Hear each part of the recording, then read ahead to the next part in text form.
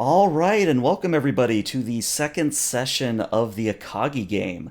I actually don't have really much in the way of announcements, so we're just going to jump right into the session today.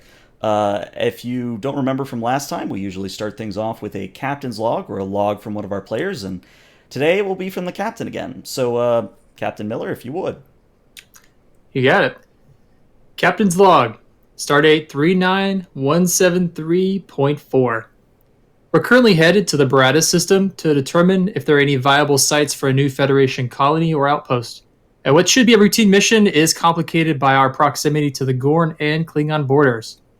And since the incident at Cestus 3, well, the diplomatic situation with Gorn has been complicated. And despite Starfleet's constant reports that we have nothing to worry about from the Klingons since the signing of the Accords, I see this entire area of space as a potential powder keg. In log. All right. And the captain did request that he wanted to meet with all of you to start things off, to sort of go over, what's what, that sort of thing. And you guys can actually go ahead and get started as I get your tokens sorted.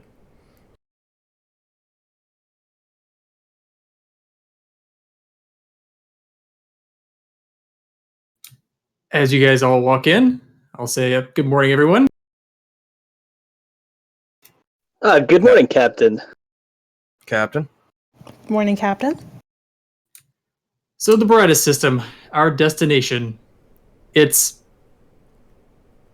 right in the middle between disaster and danger. So I thought we should first review the situation, the diplomatic situation here with the Gorn and the Klingon. Real quick, Captain, and this is Jensen speaking. I didn't want to butt in, but I did bring fresh coffee for everyone, and I think we could all use a mug right now if we're going to be think-tanking about the Gorn. Is it that hot stuff again? Not to worry, Commander. I have also brought a thermos with iced coffee. Wonderful, Jensen. As always, you're a genius and you think of everything. That's what I like to hear. And Jensen provides refreshments, and he says, "Sorry to interrupt, Captain. Please continue." No, good thinking, Lieutenant Commander. I'll take my coffee as black as space, please. Done. And then I'll take a sip and kind of put my head back. The coffee is probably terrible. I don't know if I have a certain kind of coffee that I'm used to, but I'll continue to drink it, even though it might be obvious that I don't care for it. Okay. So with that, GM, what is the diplomatic situation with the Gorn and Klingon?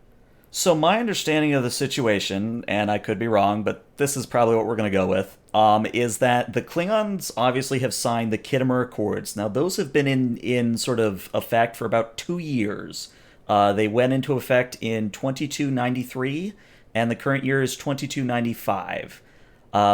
Basically, the Khitomer Accords, you're sort of allies. It's not super final until the whole Narendra incident where the Enterprise C goes down protecting the Klingon colony. So this is still the sort of formative, tumultuous time where the Accords could literally be called off at the drop of a hat. That said, the Klingons obviously haven't been, testing that a whole lot. They have been, for Klingons, rather tame. As far as the Gorn are concerned, they have been, I would say, even since, Kirk has encountered them the 1 or 2 times, the Gorn have been largely quiet. I mean, there's been some border sightings, maybe a report of a raid on a freighter somewhere, but not really any major engagements, if that makes any sense. And with the Accords, do we still have a neutral zone with the Klingons, or can they just travel at will in Federation space? Again, my understanding is that the neutral zone is still there, but it's not being, super heavily patrolled by either side.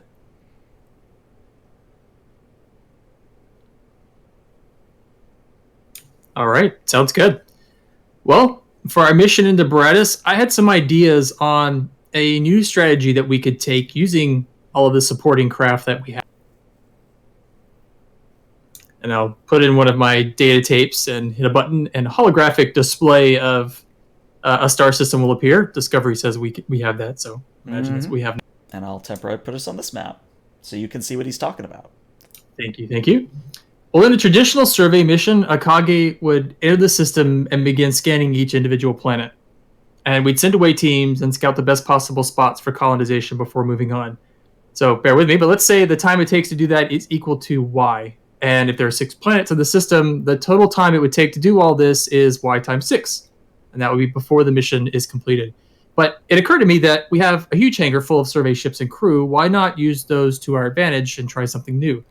Now, taking a page from Old Earth sea vessels, what Akagi could do is enter the system at a central strategic location where she'd have visibility to as much going on as possible.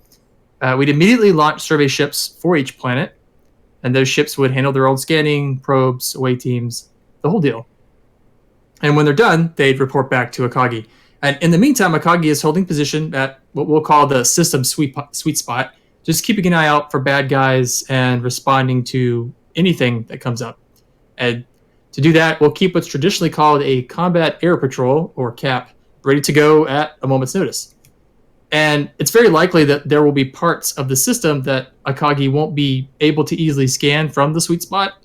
And in those cases, we'll run fighter patrols in any of the blind spots just in case. Now, going back to that previous equation, forgive me, I failed calculus at the academy, so bear with me. We should be able to change the mission time from y times 6 to just y. And that would be with each of the survey crews doing their own thing. And it's conceivable that they could all complete their missions around the same time, get back to the barn, and we could move on to the next task. Well, what do you guys think?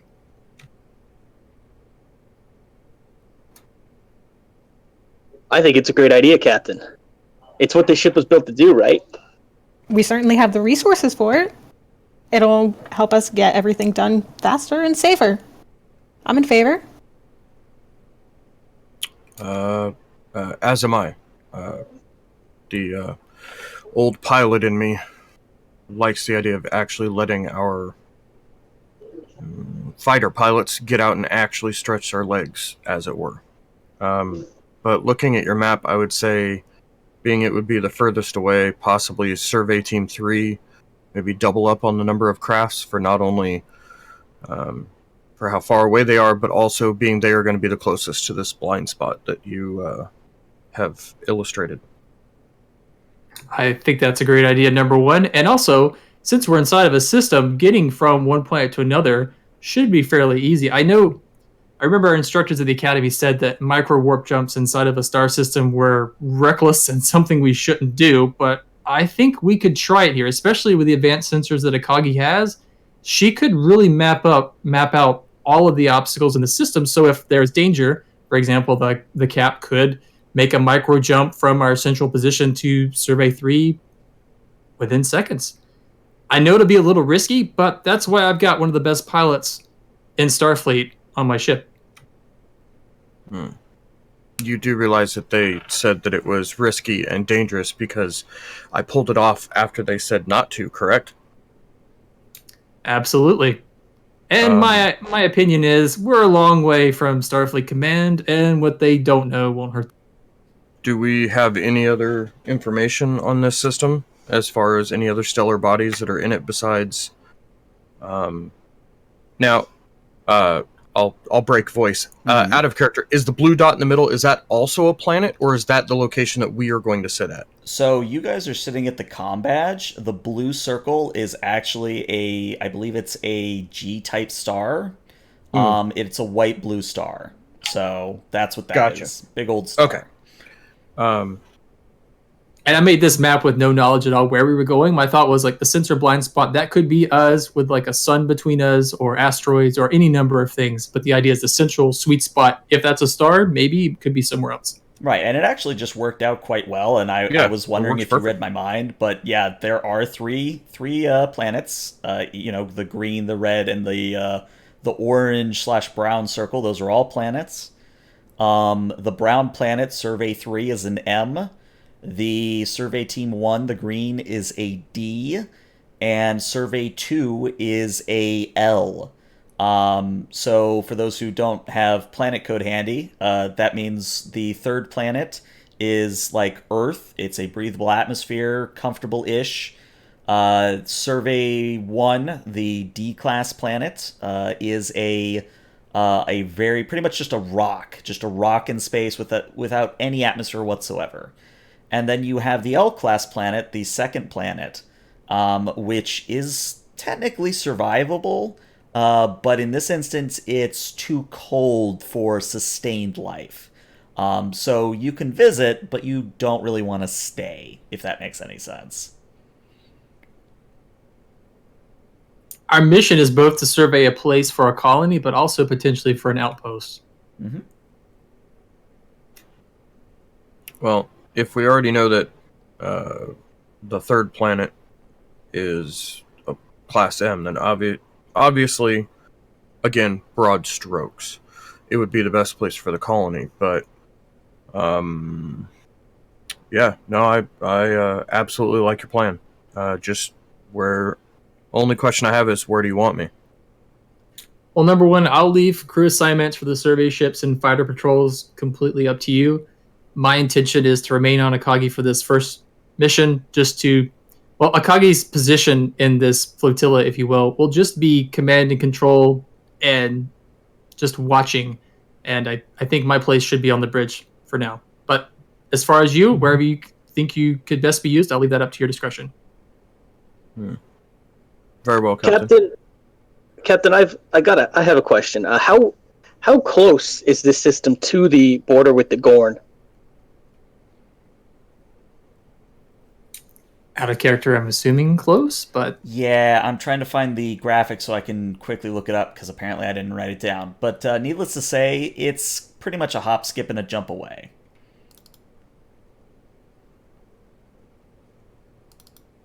and you know, Mr. Raleigh Freak.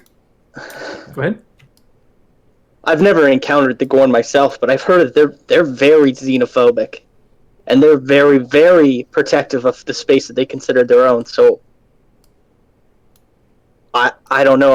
I just, it makes me a little nervous. I agree with you, Mr. Riley. I, on the Lexington, served in this part of space for a while, and the Gorn are highly territorial. It's a little risky for Starfleet to send us out here in the first place, much less consider a colony or a base, which is also why I'd like us to try this new survey parameter, because it should allow Akagi to keep a clear eye on not only this system but the surrounding systems too, just in case something happens.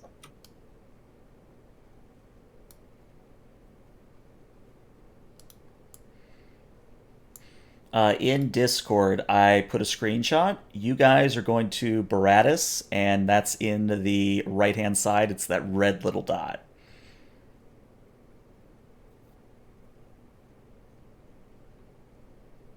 Like I said before, just between danger and disaster. That's where we are. Mm-hmm. And of course, Counselor, if you would like to accompany any of the surveys, you are more than welcome to stretch your legs. That is much appreciated, Captain. I think the best thing for us to do is probably to get this all dealt with as fast as possible, get the survey done. That way we can get out of the area as fast as possible. And then Starfleet can do what they will with the information that we bring back from our surveys. I'm not sure this is quite the right place for a colony per se, but they might know better than us. Those are my thoughts exactly, Counselor. And number one, while I'm thinking, I would like for you to come up with a code that you pass along to the survey ships, whatever you would like, but some sort of emergency return to the ship code where if things go wrong, if you receive that on your communication, you'll know immediately, drop what you're doing, and get back to a copy. As you command, Captain. Well, and I take a sip of my coffee, grimacing again. If anyone else has anything to go over, otherwise, I think we're done. Dismissed. Real quick, Jensen says as everybody starts to leave. I do believe I need to see at least a couple of you in sickbay. Apparently you've been skipping your physicals. I think you know who you are. I guess I will make my way to the bridge if anyone needs me. Zines just kind of like glares at Miller because it's always the captain.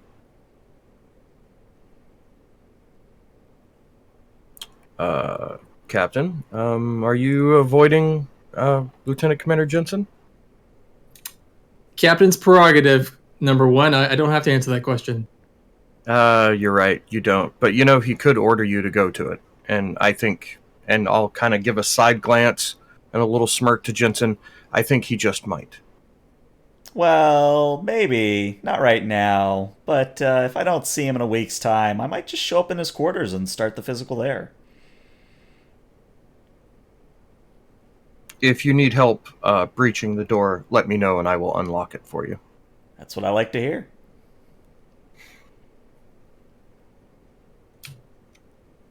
All right. Give me Klingons or give me Andorians. Well, I'd like to think that,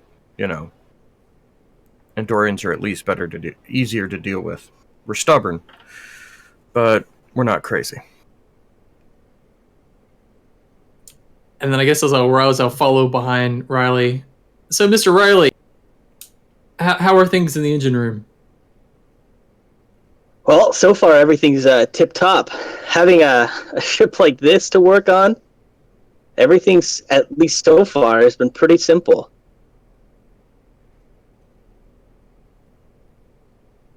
I'll admit I don't know much about our support craft. When I was in the academy and then also a pilot, I didn't have anything near what we have on Akagi. So, what's your opinion on the vessels that we have? Can they handle this sort of mission we're going to throw at them? Definitely, they're going to take they can take a little bit of a pounding. They're bigger than the normal shuttle. The only thing I'm worried about is if we use them often, I'm going to have to put in a little bit of overtime to keep them ready to go.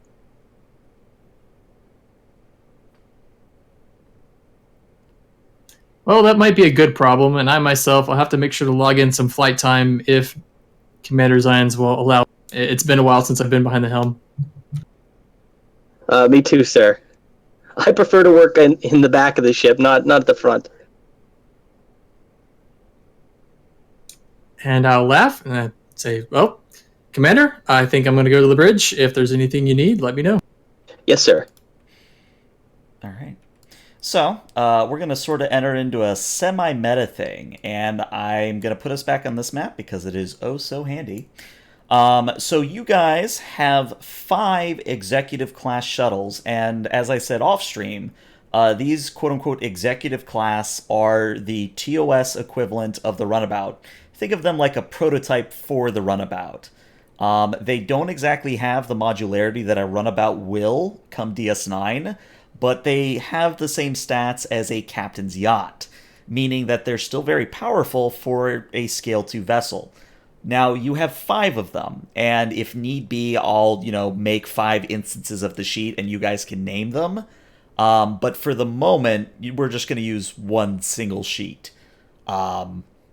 So my question is, and I'll start putting tokens on as you guys tell me this, which shuttlecraft, whether it's normal quote-unquote shuttles or these executive classes, what's going where and who's going where? Obviously the captain has said he's staying on the Akagi. Where are the rest of you going? How many people can the executives and the regular shuttles hold? An executive can hold up to 10 comfortably, 20 standing room only. As far as regular shuttles, I would say maximum of 4. Okay. I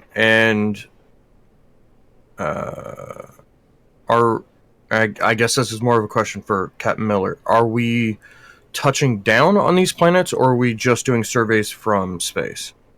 I think of those planets where it makes sense to do a touchdown, like Survey 3, which is Class M. Of course, you could touchdown and do that. That's going to kind of be up to the discretion to each team. But obviously, the one planet where it has no atmosphere. It's just a ball of rock. It probably makes no sense to land unless there's a compelling reason once you get there. So if you scan and you find the rock is full of super great dilithium, then yeah, maybe land and do a collection or something. But otherwise, I think it depends. Since all three of those planets are so different, wouldn't necessarily have to.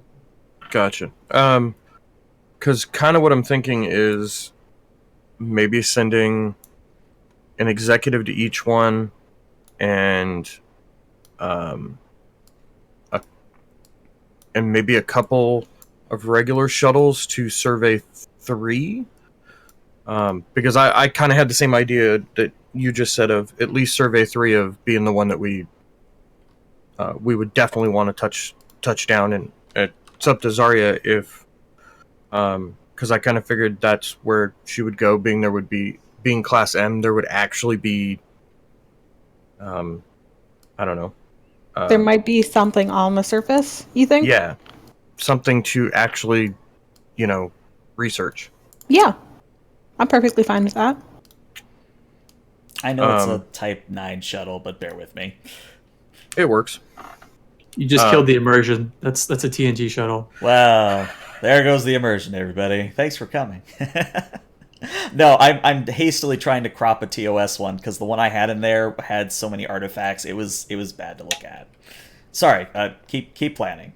And then maybe, I don't know. I have a bad feeling that if we just send one ship to the Rock at Survey 1, that's where the bad stuff's going to happen.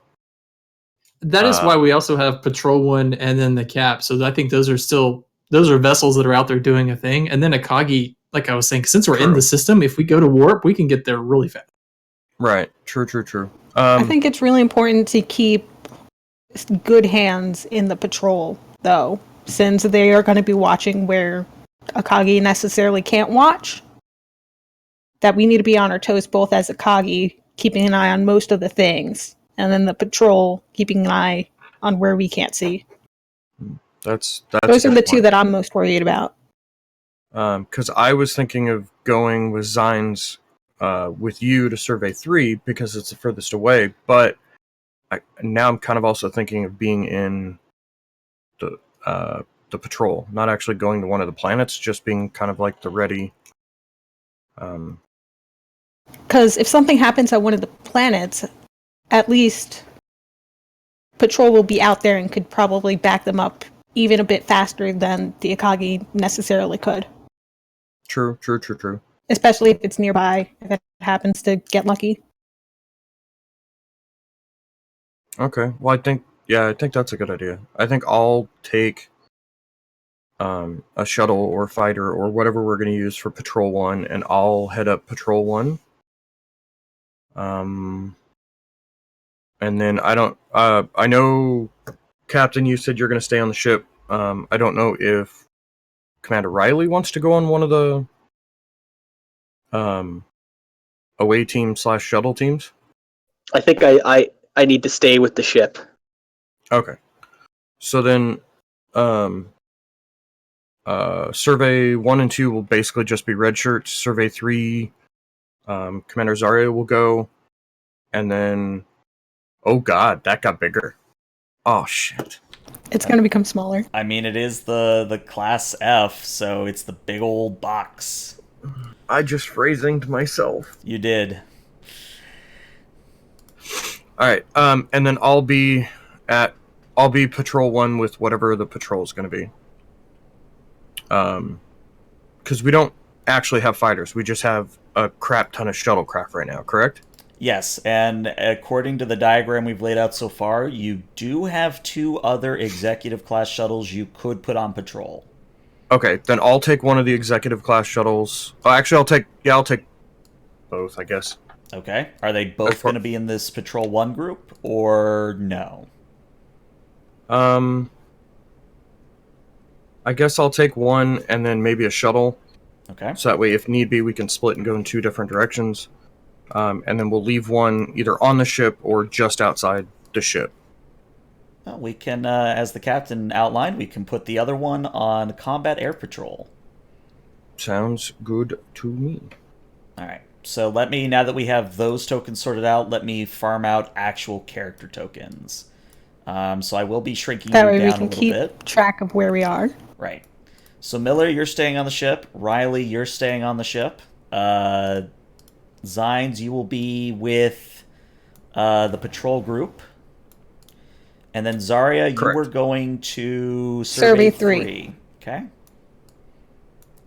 And there's your token. Shrink you down. Excellent. All right.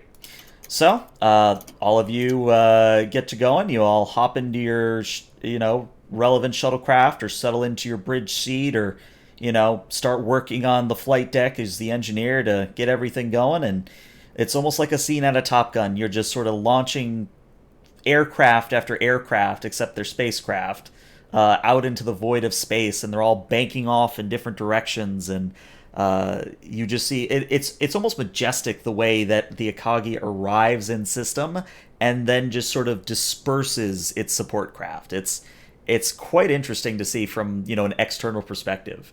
But what's really important is as your craft begin to sort of go to their designated positions. I want to start with the Survey 3 team. Then we'll go to the Patrol 1, and we'll figure it out from there. So Zarya, my question is, which of the supporting characters, if any, would you have brought with you? Now, it's okay to say that you just brought regular crewmen, and I've got stats for them too, but if you had a particular supporting character, or if someone else had a supporting character, this would be a good instance for them. If anybody wants to jump in, I'm fine with that. I didn't have one in mind, however. So I was thinking just with the rest of the crewmen. Can I throw Talin at you? Yeah. All right, shrink her down. There you go. And I'd like it if Doral Varan was there. I feel comfortable with a security officer there. Gotcha. I want to hear this accent. What rank is Vaughn or Vran? Is he what is he? He's a lieutenant. A lieutenant. Okay. The lieutenant with the most beautiful face on Akagi. Mm-hmm. All right. So Zines, did you want to have something in Survey 3, or are you good for just the Patrol 1 for now? I'm good with just Patrol 1 now. I think I need to make a supporting character eventually, but I'm good with this now. Okay. Well, I'll throw you a character sheet to mess with if you decide you want to throw one in, and we'll just say that if you do, we'll say that they've been a crewman on the mission the entire time. Okay. But the important thing is, Zarya, you are the commanding officer, so you take your little group of shuttles to begin scanning the third planet before you sort of fly down. And I guess my question is, would it be Talin running the scans? Would it be Zarya running the scans? Would it be Varan? Would it be a crewman? Oh, it's Talin's- not Ron. Talin's actually a medic. She has some skill in science, but that's not her focus. I think it would probably be Zarya running the scans, and then Talin is there in case something happens on the surface. Since we are going down, for sure, at Survey 3, if something happens on the surface, and then something is also happening out in the system, then I think that's why we sent her over here. That way she will definitely be the backup if the worst happens on the surface. Makes sense. All right. So, Zarya, I need you to roll me a Reason Science. And if someone can get the Executive Class Shuttle's sensors in Science. The difficulty here, thankfully, is only a 1. So it's easy, hopefully. I'll do the shuttle. All right. All right, we already have 2 successes on the board. 1 from the shuttle. Very nice. You start off with 2 momentum. So Zarya, your scans indicate that, of course, it is indeed a Class M. It appears to have a, thankfully, breathable atmosphere. It doesn't appear to have any pathogens in it that would hinder anyone on the away team, or really any quote-unquote intelligent humanoid life. What you're noticing, though, is that there is a conspicuous lack of fauna. Now, there's a bunch of flora, so there's a bunch of trees and plants and things of that nature, but there's just not the level of animals you might be expecting. Like, you might expect to pick up maybe some deer or some wolves, or some sort of ecological the equivalent of them. Yep. On the planet, but you're not really getting that. Like, the largest life forms that you're seeing are maybe about a possum size.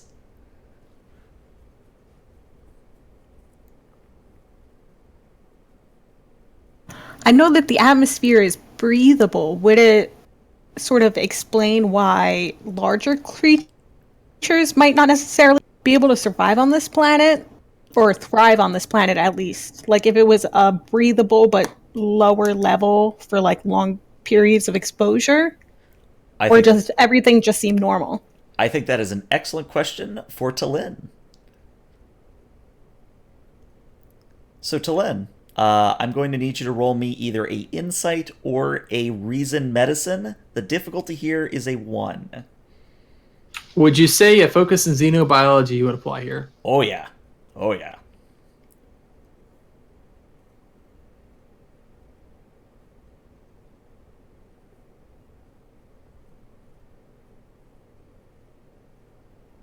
I see green. Hey, you get another momentum. And, yeah, Talin, she's on the right track. The reason why, larger life forms probably haven't developed, and I might be getting this backwards, it's because there's less oxygen in the air. Now, it's, not enough where you have to start taking triox injections, but it is a lower oxygen count. I think that's what I learned in science class. Right. That's why I brought it up. I'm like, that could be something. Okay. Right. So it's at least safe for us to go to the surface and continue the survey. Mm-hmm. So I think that's what we will do. We'll send down... Do I want to send both of them down? Yeah, we'll just both of us go down to the surface and continue the survey on the surface, since we know it's not of immediate danger. Okay. We'll get back to you guys in a moment on the away team. Zines, as you're getting your patrol group set up and you begin to sort of fall into the steady rhythm of patrolling, I would like you to roll me either a reason and security or a reason and science, and the shuttle will be assisting you with a sensors, and then, if you use science, it'll do science. If you do security, it'll do security. I am going to do security because that's the money stat. Okay. So reason and security. And I will say the difficulty here is a 2. Okay. And Want me to roll the shuttle? Yes, please. Sensor security? Mm-hmm. And applicable focuses?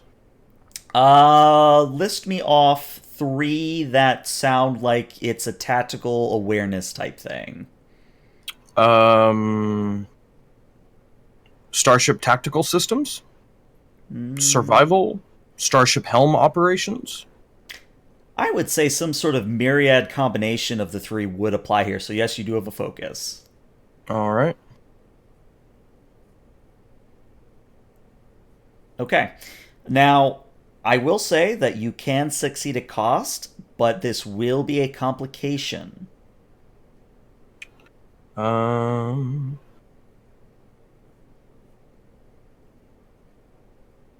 Yeah, that's sure. Okay.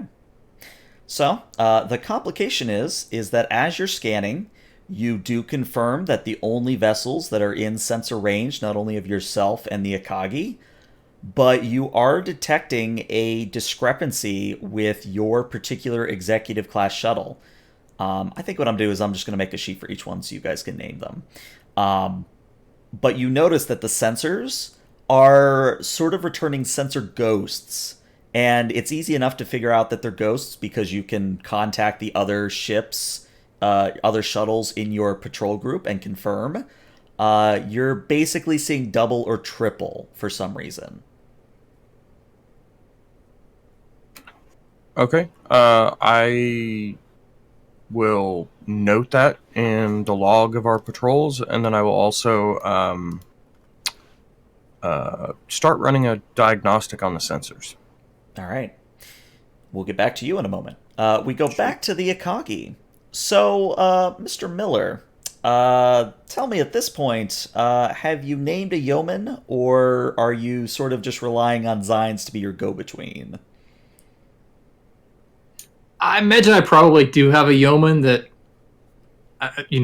gets me a jacket or something. Mm-hmm.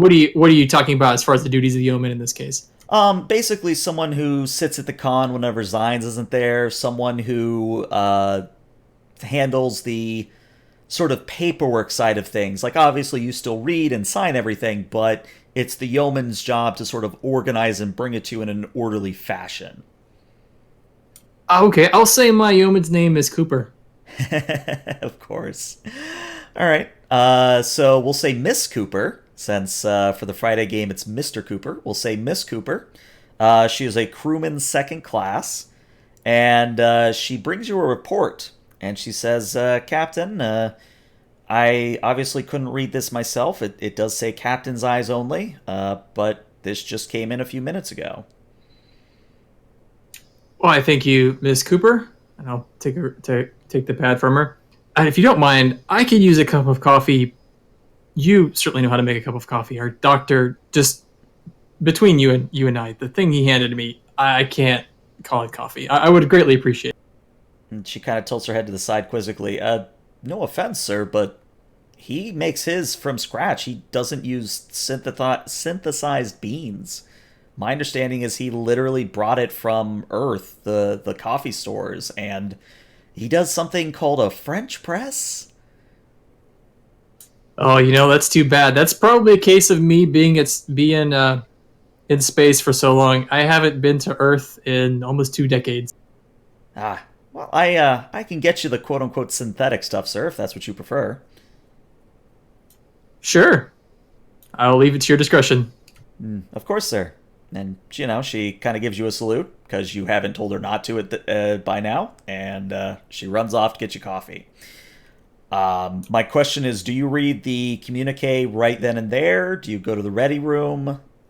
Yeah, I would have looked at it right then and there. And normally I probably would have called her when she was saluted, and I probably would have said to not do that. But in this case, I think this is a change for Miller, where he's normally just sitting back, letting things happen. He's really, really paying attention at this point. He's not exactly nervous, but he's very familiar with where he's at. So I think I'm alert. I would instantly start reading. Gotcha. All right, so you begin reading, and what you find out is in this report. It's a very small report. It simply says that there have been a string of attacks, maybe more like raids would be a better word, of strange vessels sort of in your general area. Now, the reports aren't verified, but at the same time, there are reports and confirmations of damage to a freighter's hull that was passing through the area not a week ago. Now, the freighter obviously survived. It got checked out. But there was distinguishable disruptor damage to the freighter's hull. And the reason Starfleet has sent you this information is hopefully self-evident, and if not, it's because, they don't know if it's the Klingons doing this, they don't know if it's the Gorn doing it, but they're trying to keep you as informed as possible. That's good. I guess I'll ask Cerule. Do we detect anything on long-range scanners? Running a scan now, sir. And if, let's have Riley, if you want to roll either the ship or Cerule. Cerule is going to be rolling a Reason and Science, and the Akagi... I'll take the ship. Okay. The Akagi is going to assist with a Sensors Science. And our advanced sensors are when we get a success, right? So no, because you have advanced sensors, the normal difficulty of a 3 in this case would go down to a 2. However, I am going to spend some threat here to bring that back up to a 3. Excellent. Should we spend some momentum? We do have 3 of them. Is Yeah, I think go for Sarula it. good at this? She is not. Reason science, she will be rolling a 10. I still think we should burn one. Yeah, for sure. Okay. All right, who's gonna roll for Sarul? I can do it. Perfect. No pressure. Yeah, no pressure. It's Focus 50-50. Focus in helm operation or astronavigation, perhaps? I will say one of those applies, but as to how, I'm not going to reveal unless you succeed. Okay, Oh, no. I do see green, but I also do see a complication. Go ahead and roll the ship, because if the ship does assist, it does. Okay. I think what I'm going to do is I'm going to take the threat I just spent to get what or the threat from the complication to replace the threat I just spent. There we go. Words, hard. English, bad. So what Sarul says, Sarul kind of turns to you and says, "Sir, someone's been here recently. I'm detecting the residual warp trail of something. I'm not quite able to determine if it's Klingon or Gorn or something else, but I can confirm that a warp-capable ship was in system not too long ago." And Mr. Searle, can you tell, are they still here or were they exiting the system? That's unclear, sir. The radiation being put off from the sun, while it's not really a problem for ship operations, it does seem to be dispersing the warp trail a bit more, shall we say, actively, sir, than a usual sun. Understood. If you could relay that information to all the survey ships and, of course, Patrol 1. There's nothing wrong with another ship being in the same system as us, but I'd still like to remain on alert. Yes, sir. And at this point, we cut back to Survey Team 3. So, I have sort of a question for you, Zarya, since you're the lead here. There's the side of the planet that's facing, the sun, it's lit up. And then there's the nighttime side. Which side would you be landing on? I think they would probably go to the daytime side just because you'll have better visibility around and Okay. it'll be easier to get the survey done. Okay. Alright, so you sort of go on down, you pop open, once you land, you do all the checks to make sure, the atmosphere again is breathable, etc., etc.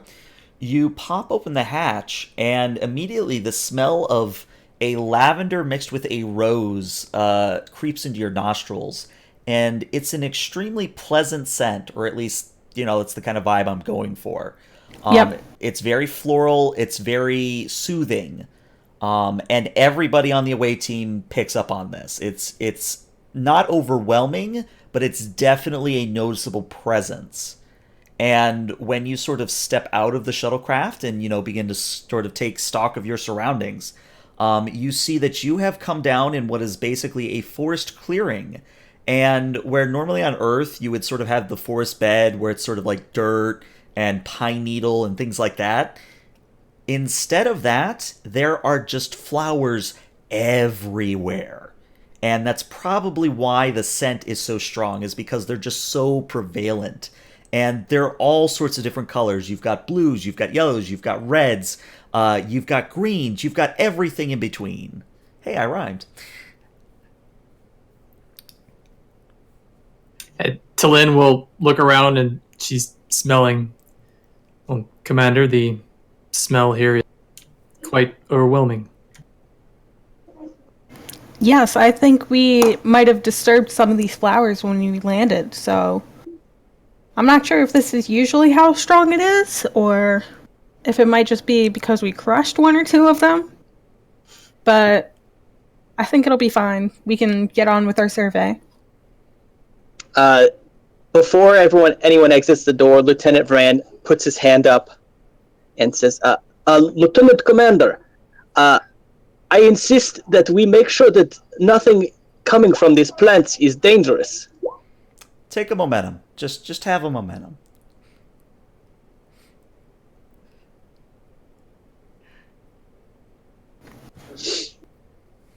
What are you suggesting that we do, Lieutenant?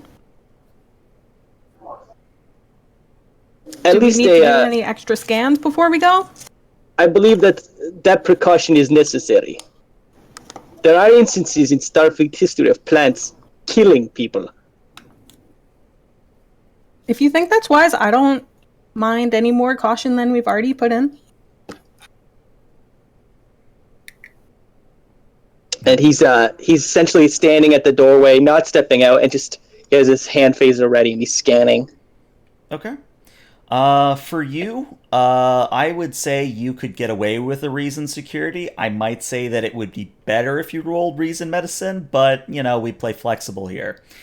I will say if you have anything related to survival or xenobotany, anything like that, would apply here. Varan does not. Could I assist because I do know some bits about botany? You certainly Why don't you take the lead? Varan's more on the lookout for any threats. He's not really trying to scan anything. Yeah, I'll do that. So which one did you say it should be? It should be a reason medicine, I think, in this case, because you're trying to determine whether or not it's harmful to life, and a reason medicine seems like it'd be the best candidate for that. And can I Talin assist? Can Oh Talin yeah, let assist? Talin let her. Okay, yeah. Talin could assist, and yeah, let's just have you all assist, because you could use the momentum. The difficulty here is going to be a 2, because of reasons that will become apparent. Hopefully. You said xenobotany. How about xenobiology? Oh, sure, why not? They're close enough. I know someone is probably going to yell at me later, botany's plants and biology's animals, and I'm like, it's all life, man. So, while I am rolling that, how would I put in that I have the additional focus? I haven't done this in Roll20 yet. Okay. So as you're pushing the button and going through the rolling process, it should ask you if you have a focus. Okay, great. Oh, yes, I see. Very nice. So you are now capped on momentum. And the reason it was a increased difficulty, and all of you are going to realize this at the same time, these flowers, obviously at first glance you thought, hey, these are living organisms. That's not quite the case. In fact, it also extends to the trees and all the other flora you're seeing. It's almost like these are living rock. They are, at a very small level, still biological, but for the most part, they are essentially crystalline formation. And if you ask me a question with a bonus momentum, I may provide additional information. I think we should definitely ask a question. Who wants to phrase the question? Are they sentient? They are not sentient. Good question, though. Because we landed a shuttle on them. Mm-hmm. Several, in fact. That would be bad. But that is your one free question I will give you. If you want to ask any more, it will start coming out of your pool. We do have plenty, though. You are at cap. We want to ask some.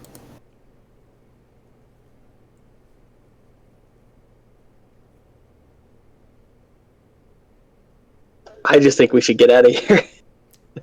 Well, I guess a next question for me would be, how far does this network of the rock extend? Is it as far as we can detect, or is it just a small area?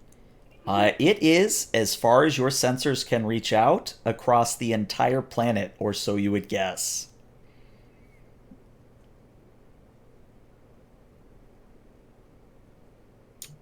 I have one question. You guys tell me if you think this is worth momentum, but if we could stretch it, maybe to see if the universal translator has any clue on how to communicate with them. What do you think? Is that worth Instead it? of asking the question, we could just attempt to communicate. We could. Sure, I'm for it. All right. Sounds like a plan. So what do you say to the crystalline flowers? Talin will turn to Zarya. I knew this was coming. I guess I will stoop down to a crystalline flower and just greet it. I don't know. Just say hello to the flower. We are coming to visit this planet and just wanted to look around if that is okay with you. I don't know what to say to a flower. I'd like you to roll me a challenge die, please. Okay. Oh my gosh, where is it? Here it is. Well, the good news is you feel a little bit better. You feel a little bit soothing. And maybe it might be your imagination, but you feel like maybe the scent got a little bit stronger around you. But the plant does not talk back. The planet does not talk back. In fact, it's maybe a little bit awkward at this point. You're just kind of like, hi, Oh, flower. it's certainly awkward, but also like on a little level comforting, but you also feel like really anxious about that because it's like, this feels stupid. But also it's not bad. Okay, I'm gonna turn back and kind of shrug a little bit before going on with my actual survey that I came here to do. Lieutenant Commander, is it not wise for us to leave the planet? We do not know its intentions, and we may be interfering with it. Yes, but I think we still need to finish what we came here for. If it wasn't important, we wouldn't be here. We can take a reasonable amount of risk in this endeavor. Out of character, I just want to say, like, I just love the fact that I've put flowers in front of you and you're like, we gotta go. This is a problem. Not the I mean, you flowers. also put flowers in front of us and we talked to them, so... You know, we're just batting 1,000 today. You know what? I'm smiling like an idiot, so that's as I'm hoping other people are as well. You can't phaser a flower. I mean, you could if you really wanted to, but it's not necessarily wise. Oh dear. Lynn looks back between you two and she says, Commander Zarya, with your permission, I would like to continue scans and see if there's more information we could find. I promise, Lieutenant Varen, I will be cautious for any dangerous flowers. As long as we keep an eye out, I think everything will be fine. We will make it as fast as possible and get back to the ship. All right. And? Yes, sir. Yes, sir. All right. So with that, we're going to check back in with Mr. Zines. So, Zines, I'd like you to roll me, unless you would like to use a supporting character with your little group. I would like you to roll me either a control or a daring plus engineering to see if you can fix the sensor ghost problem.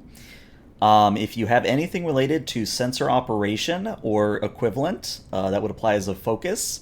The difficulty is going to be a 4, though, because you are not exactly the most engineering type, and you only have but so much access to the sensors in flight. Well, crap. I had meant to create 2 supporting characters that were essentially my my 2 whipping boys in engineering.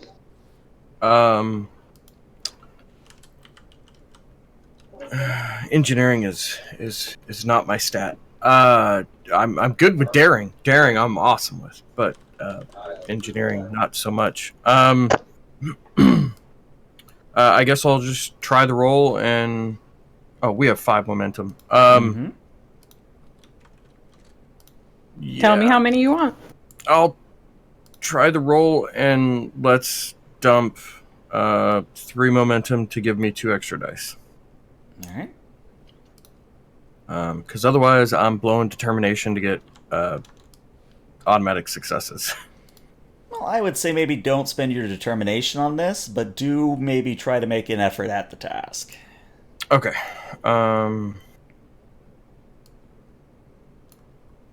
So I'm up to 3 dice.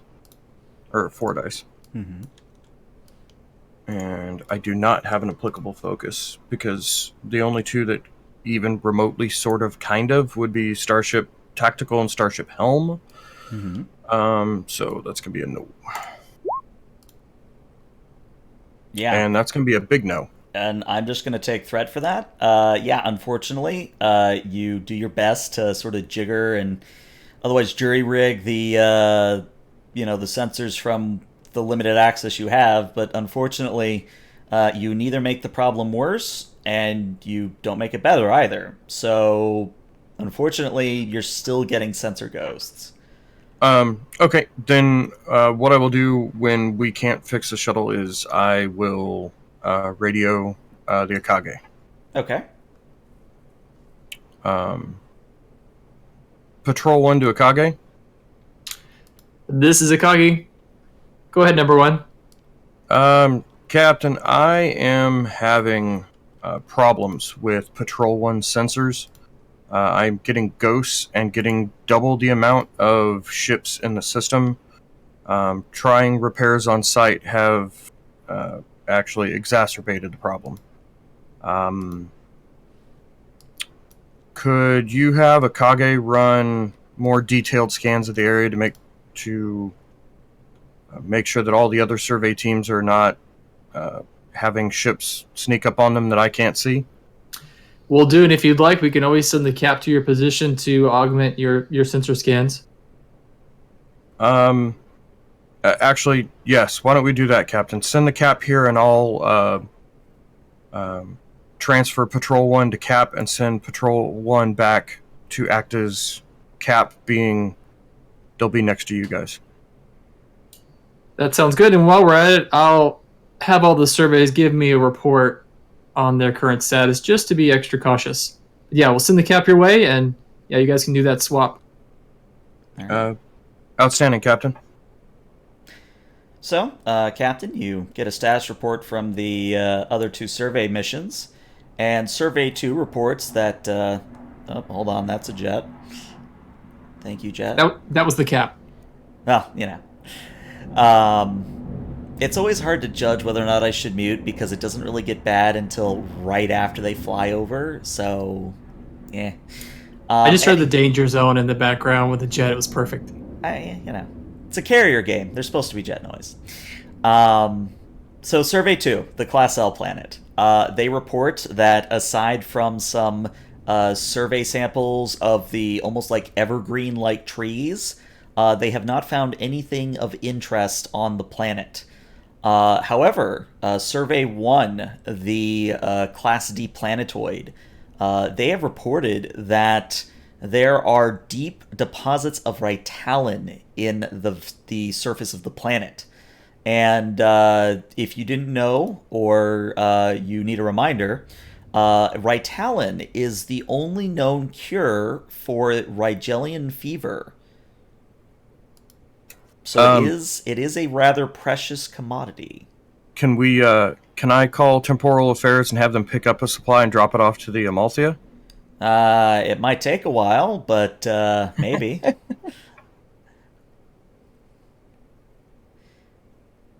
All right, so I guess as I'm looking at my report, just going over that, that's excellent news. Survey 1, good job. Hold your position until your survey's done, and then I guess return back to the ship. All right. And then, yeah, we'll have sent the cap to make that switch with Zions. Okay. So I'm going to put you guys right about there. Is where I would imagine you would be. When the following happens. So we are going to do a scene change, so you are going to go down 1 momentum. And what happens is Survey 3, you're, taking samples, you're running scans. Everything you're seeing is that you're just dealing with some form of a silicate life rather than a carbon-based life. That's why, it looks like a mineral or a rock to your sensors.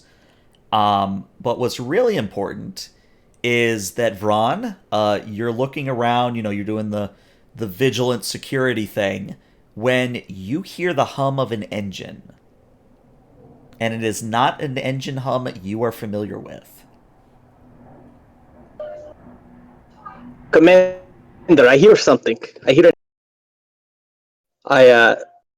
First he scans visually and then pulls out a tricorder to try to scan.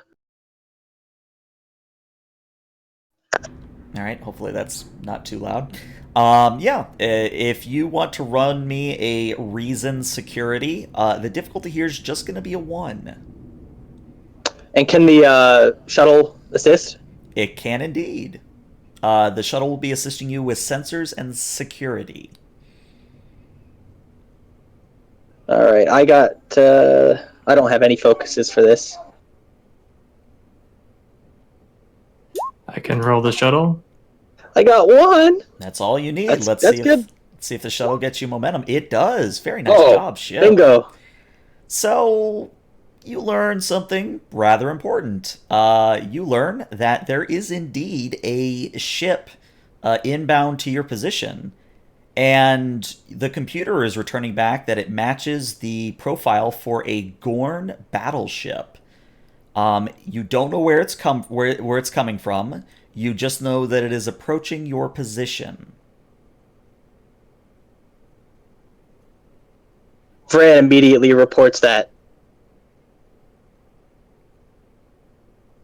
Commander, there is a Gorn battleship inbound. Is it coming in through the atmosphere, or is it approaching the planet? It is approaching the planet. Okay, immediately we are going to get back to the ships. We have gotten enough here. Let's get back to the ships and see if we can get out before it gets here. I'm not sure if that'll be possible, but we'll be safer in the ships rather than spread out. And we must alert the Akagi immediately. Yes. That's our first plan. A Gorn battleship is a very tough nut to crack. All right. So, you very hastily reassemble the away team. You run back to the shuttle. You take off. You obviously squawk to the Akagi. Let's actually do the squawk. So, who's going to be hailing the Akagi to let them know what's going on?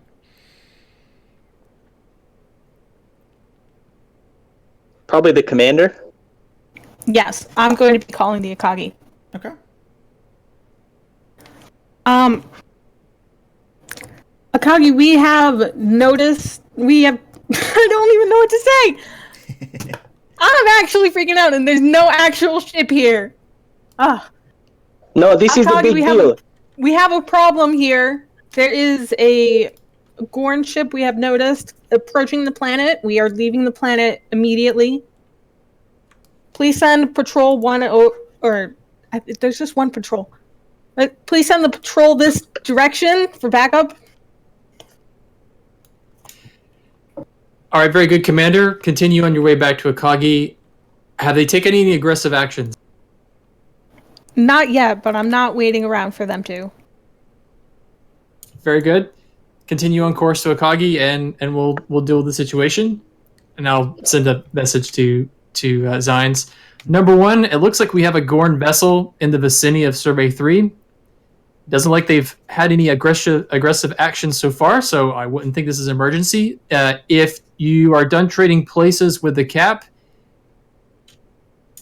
maybe escort Survey 3 back to Akagi if you could.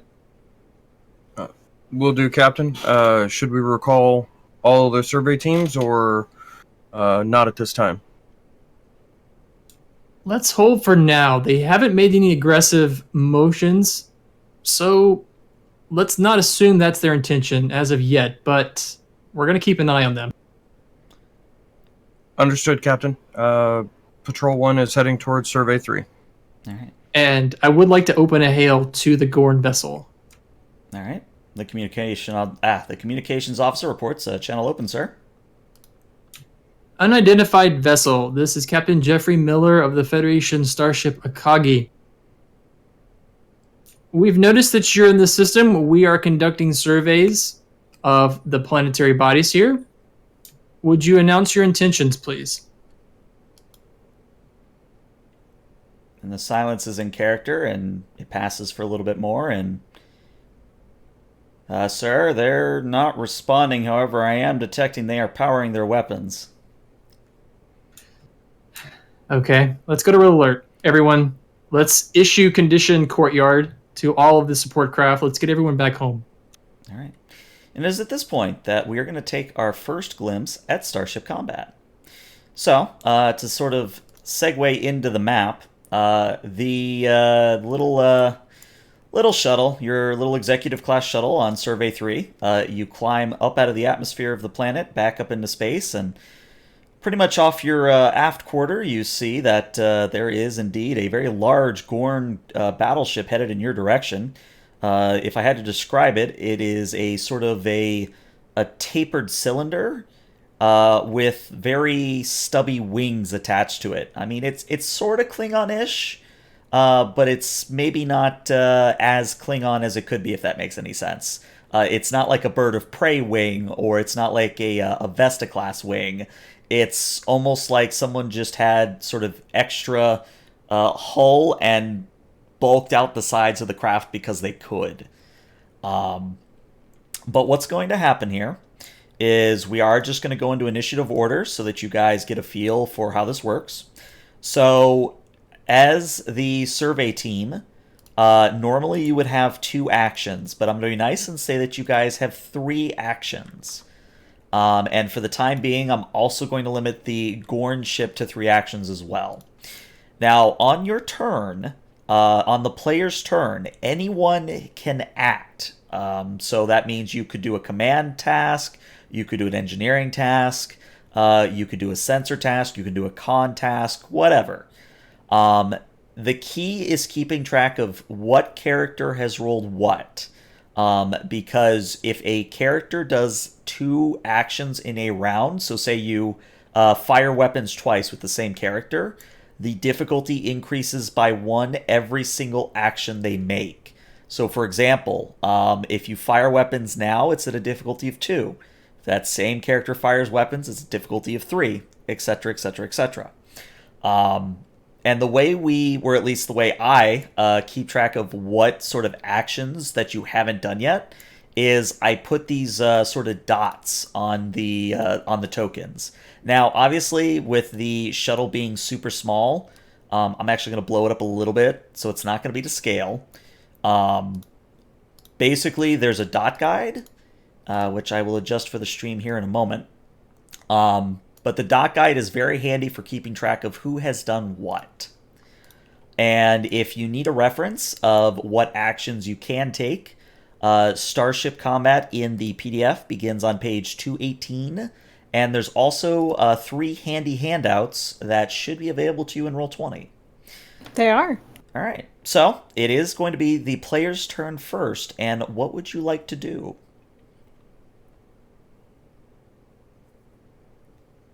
Out of character, I think our move here should just be to get the hell out of Dodge. Yeah, that's my thought as well. Okay, so it sounds like a con task. Now, what kind of con task would you like to do? Can we warp? I will say yes. You are Executive Class Shuttle, which means you possess warp capability. The one thing I will say is that you would have to expend all of your power to get back to the Akagi. But you could potentially you could do a warp here.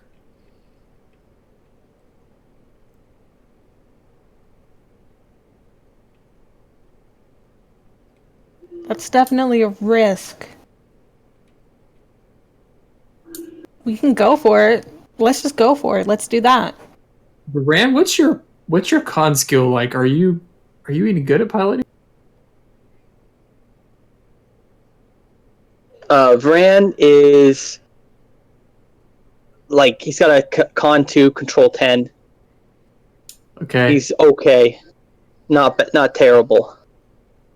Talon is in a similar boat, control 10 but con 1, and no focuses. Yeah, no focuses also. So Zarya, unless you have a con don't score, make me. Don't, yeah, we no. the odds might be very much against us here if we tried that. That's what I'm thinking. No, it's. You know, we could I take. don't necessarily want to take them head on, though. Oh no, I was thinking if we did just evasive maneuvers and just tried to bide time until someone else can get here. Like evasive maneuvers, we can increase the difficulty to hit us, and we add that on top of the difficulty we already have. We can make it almost impossible for us to be hit. Yeah, Vron says immediately, there is no point in us engaging this ship. It outclasses us in every single way.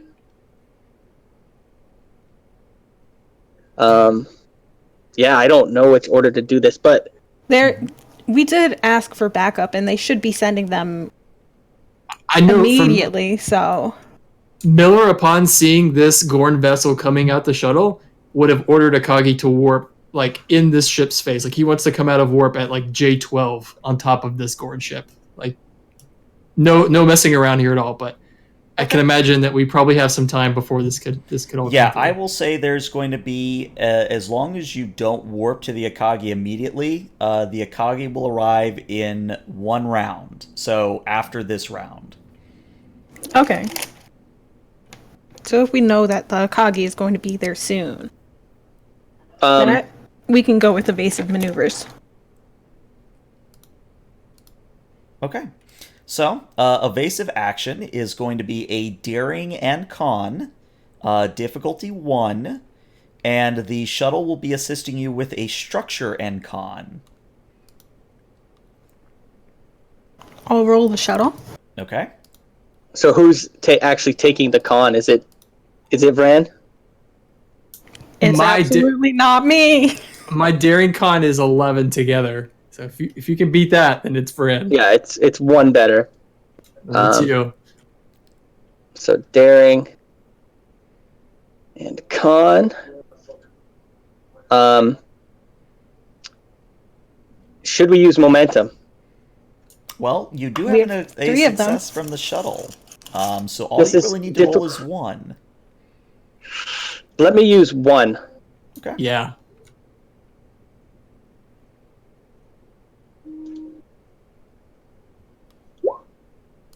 All right. So we essentially get that one back. Yep. So you get that momentum right back. And Vran, you took the required piloting courses at the academy. You know a little bit about evasive maneuvering, and sure enough, you begin bobbing and weaving, generally making it difficult for you to hit. Maybe you just list slightly to the left, like the Millennium Falcon, just slightly to the left.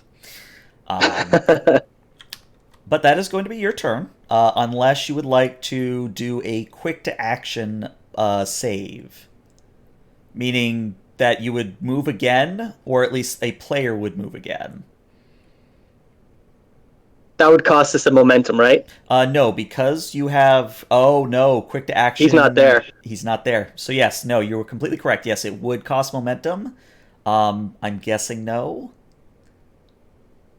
I think we're good. That puts us a +2 difficulty to hit with our size and with evasive actions. I think we're good. Yeah. So, yeah, okay. So, just so everybody knows, it is currently a difficulty 4 to hit you because you are a small craft, which is 1, and you just did evasive, which is another 1. So, you're hard to hit.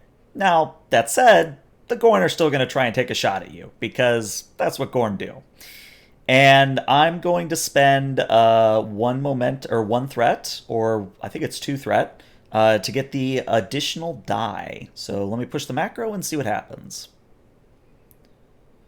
Oh, there it goes. Okay, well, good news. I've only rolled 3 successes here, so they will miss completely. So, you're bobbing and weaving, and then a lance of disruptor fire streaks past you. You see outside just this blast of energy streak past you. And then there's a few more. There's one, pew, pew, pew. And, your skillful pilot just keeps dodging and bobbing and weaving. And it's almost like a boxing match. Like, he's keeping his gloves up. He's, staying out of the line of fire. But yeah, as Josh just said, that evasive action did save you from getting hit for quite a lot. So that is going to be the Gorn's turn. It is now the player's turn again. So you can do another helm action, but it would get rid of your evasive action if you did. Or at least if Vran did it. Somebody else could do it, but if Vran did it, you would lose your evasive. As Talin, I'd like to create an advantage that would make us more difficult to hit. Is there anything that, like my xenobiology focus, I would know about the Gorn? Like, do they have a blind spot? Or something like that would just make us even further more difficult.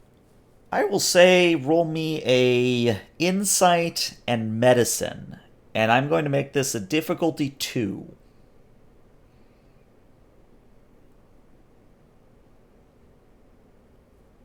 Can I spend some momentum for an extra dice, please?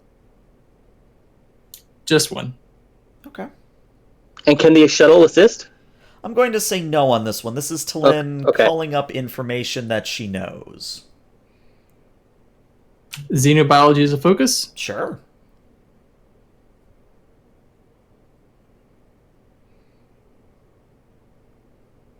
Ooh, Oh, no. complication.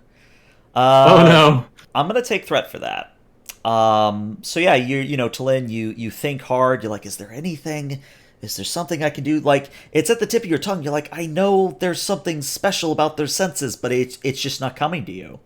But unfortunately, that would be your turn. We'll call that a command, shall we say? So it'll pass back around to the Gorn, and the Gorn, there's no sense in trying to shoot at you again because it's a difficulty 5 for them. However, they are going to attempt to tractor beam you. So let me roll this again. Okay, so this is important because if I'm correct, yes, that is a 1. So what happens is the disruptor fire stops, and for a moment, you maybe start to think, oh, maybe we got out of their range, maybe they got bored, and then all of you feel the shuttle rock, almost jolt in place as a tractor beam locks onto you. And it is now the player's turn again.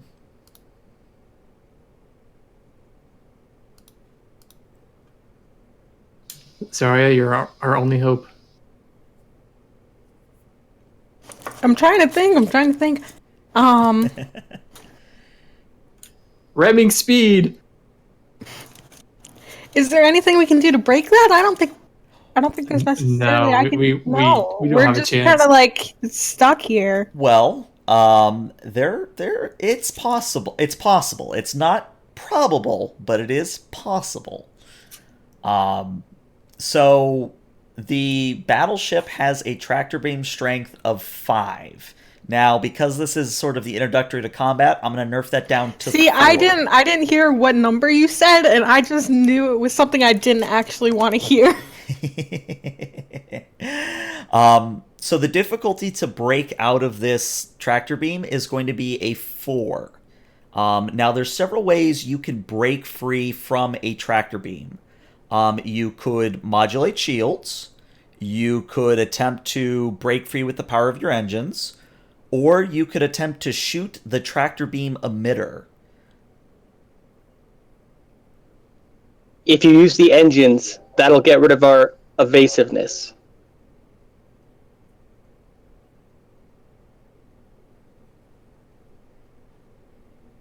So by using tactical, that might be the best choice. Yeah, I'm thinking probably modulate shields is our best bet. Okay. All right. So, because everybody besides you has acted already, Zarya, you are going to roll me a control security, and the ship will be assisting you with a structure engineering. And you need to get a difficulty 4, so I need to see 4 successes here. I'll take care of the shuttle. Okay.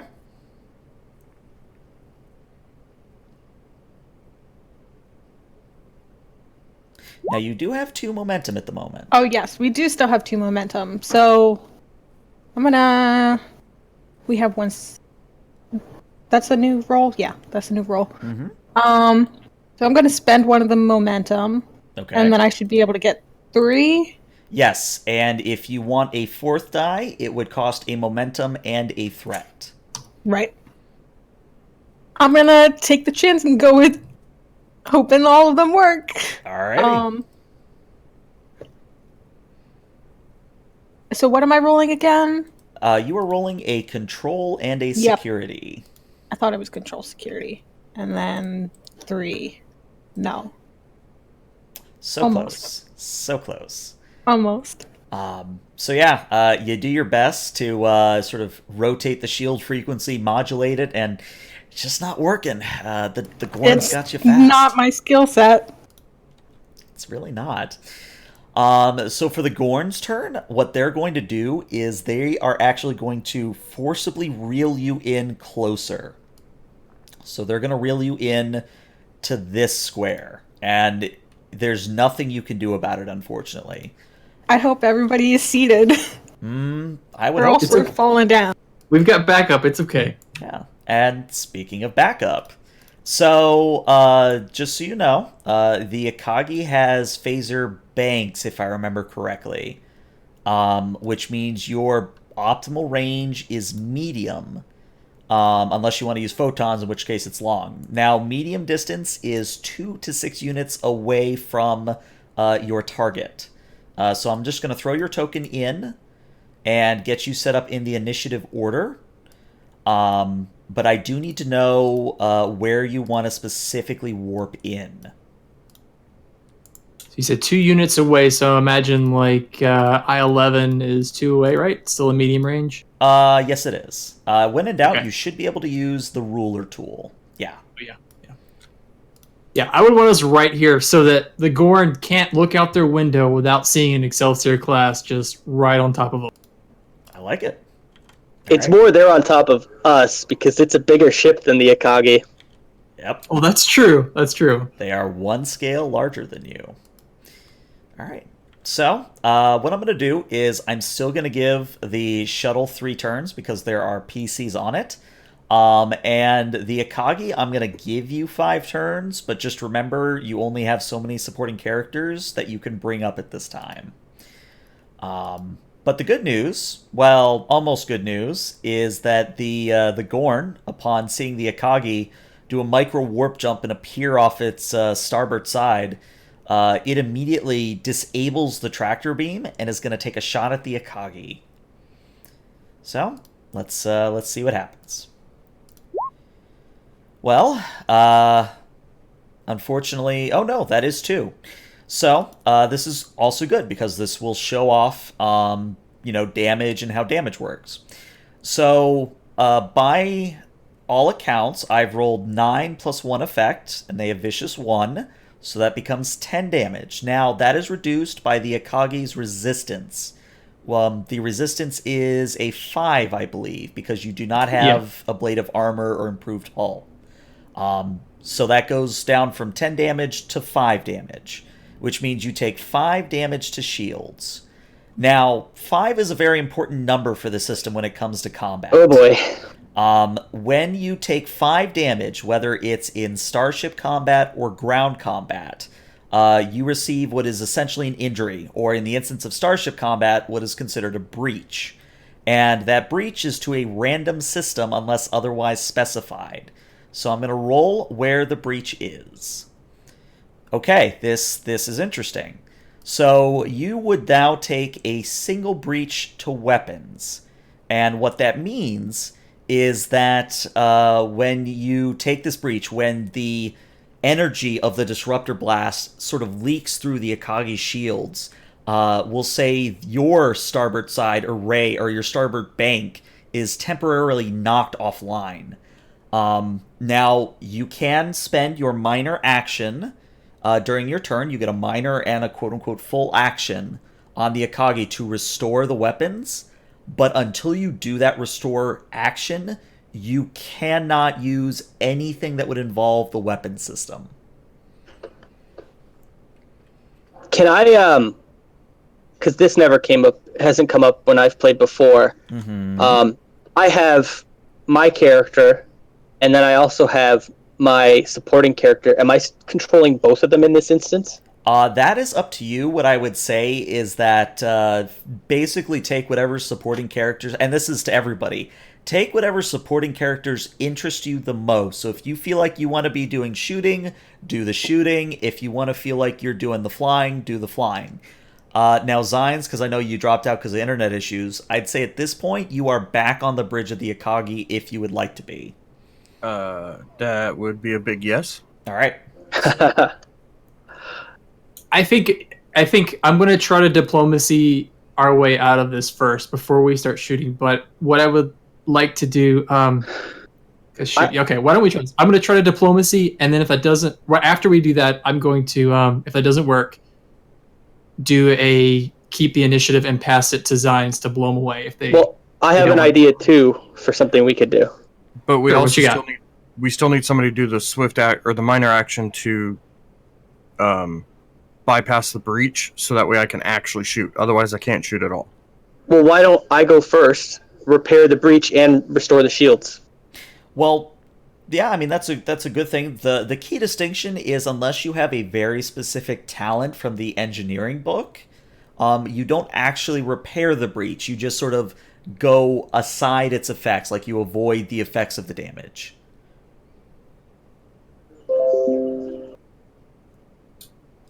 Yeah, I mean, the one breach isn't that big of a deal. I think what I would do is I would walk over to the console. My minor action would be just pressing the button on Zion's console. But I think we could try diplomacy first. That's what we should probably do. And then if that fails, like I said, I'll keep the initiative, give it to Zines, and he can shoot. Okay, you're the captain, so let's go with that.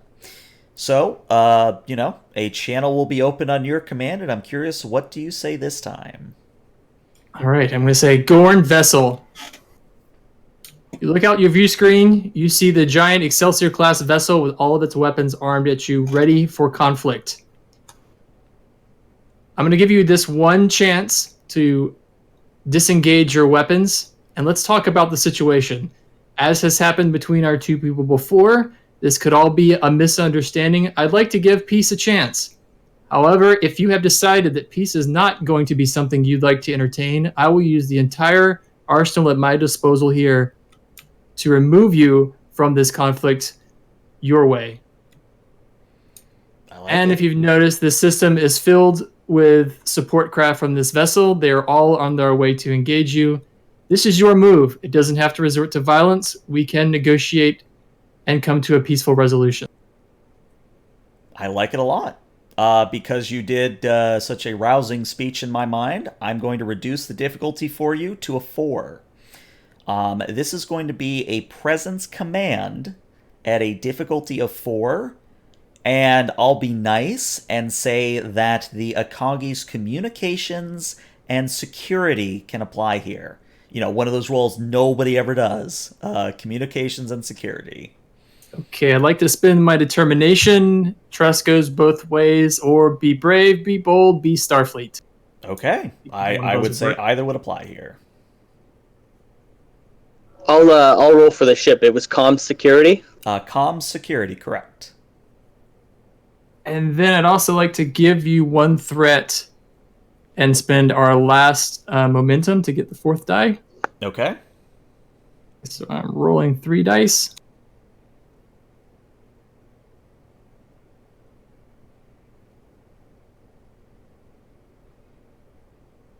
Two successes, that's what you need. Yep, so, determination, that's 4. Yeah, so sure enough, the Gorn does reply. So the officer on bridge says, "Sir, they are replying. Should I put it on the main viewer?" Yes, please. All right. So you see on the screen, you see a Gorn. Again, it's hard to tell, male or female with the species. They're very similar in origin, but when they speak, it does become slightly apparent to anyone listening that there is a deeper side to it. So whether or not that means something to you, make of it as you will.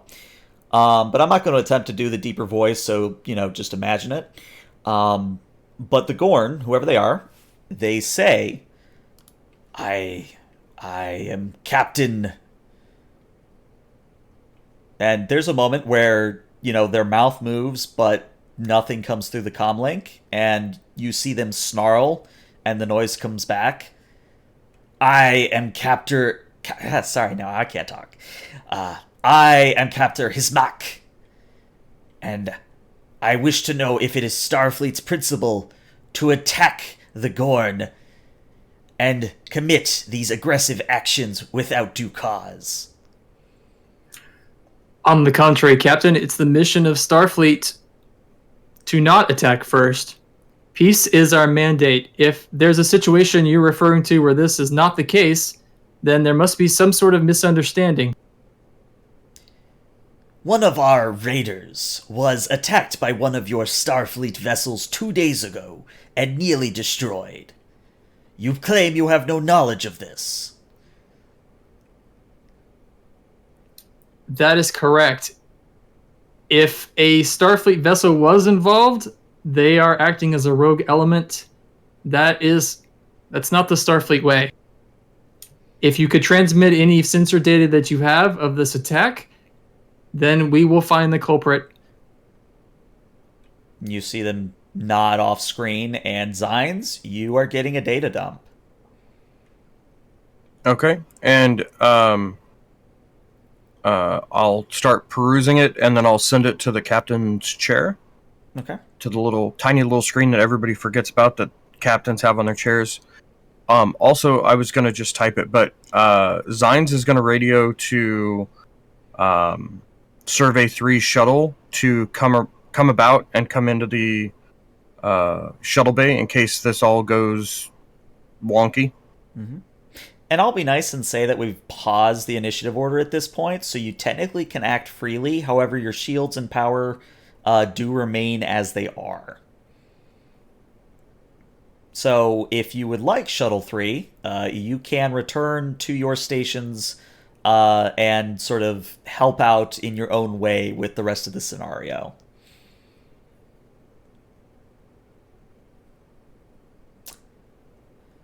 But yeah. What I would be curious about is if this data looks authentic, that might be something we have to do later, but at least on the outside, a cursory glance, it looks like something that they haven't fabricated. Okay. I would say either you or Zines would roll a insight and security, and the ship will be assisting you with a computers and security.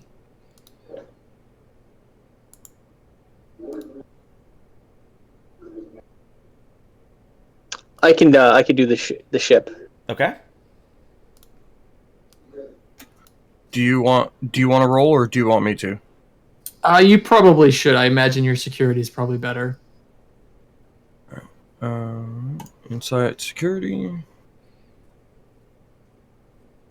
2 dice. Applicable focus, Starship tactical systems. Yes, because you would be checking what are essentially tactical logs of the situation. All right. Wow. Oh no. So, for good or bad, I mean, it could be either. Data looks authentic. I'm going to take them at their word. Because I can't see if they were coming guns blazing at us, why would they lie? It kind of gives them nothing, you know? Mm-hmm. So I'm going to digest that for a minute, and then, give this signal to unmute the hail. Well, I guess on the sensor data, do we have any information like the name of the ship, the class, anything like? Pretty much just waiting for you to ask. So you do see that this is indeed a log of a Constellation class vessel that is firing upon a Gorn raider. And even though you did not score any successes on the previous task, I will give you for free that you are able to identify that this is, by the transponder code, this is the USS Pulsar.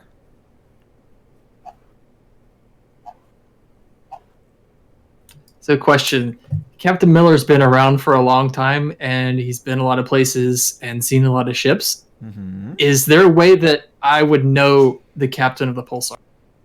With that argument, I will say yes. You know that unless something has changed, the commanding officer of the Pulsar is a Vulcan captain named Miak. I know I'm stretching my luck here, but my next question is going to be, is this the sort of thing that Miak would do? I mean, he's Vulcan for one, and last you checked, he was in control of his emotions, so unless he's gone completely crazy, no, this does not seem like something he would do. Yeah, then I guess when the comm is unmuted, I'll say, Gorn vessel, we have received your data. Why don't we both take a step back? Let's take a look at this situation. I promise I will do everything in my power to investigate this attack, and if it happened, then justice will be served. In the meantime, we will leave the system and continue with our investigation. If there's anyone here that requires medical attention, we would like to offer our assistance. That is not necessary, and let it be known that if this vessel comes near our border again, or any Starfleet vessel does before justice is enacted, we will not talk the next time. And they cut comms. The battleship angles off to the left, turns just enough so it won't hit a planet, and then warps out. So we'll cut to the bridge. I wasn't there, but do they consider this sector a part of their territory? If you look at the Boratis map in Discord, no. So the Gorn is to the south of where Boratis is. But, borders are wonky. Maybe they feel like claiming this system. Who knows?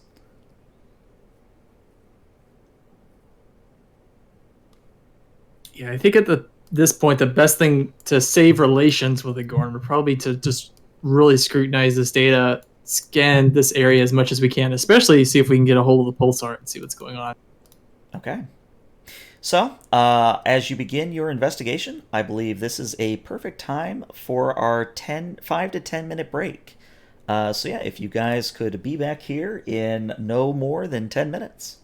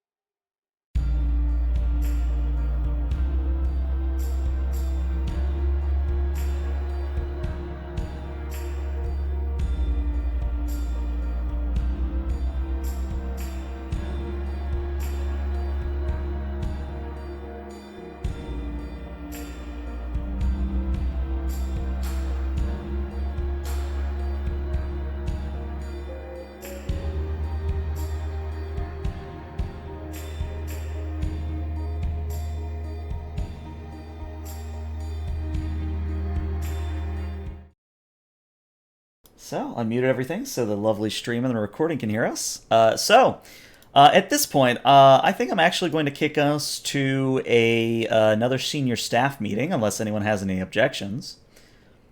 Because I figure this would be the best place to do the briefing so that everybody is on the same page.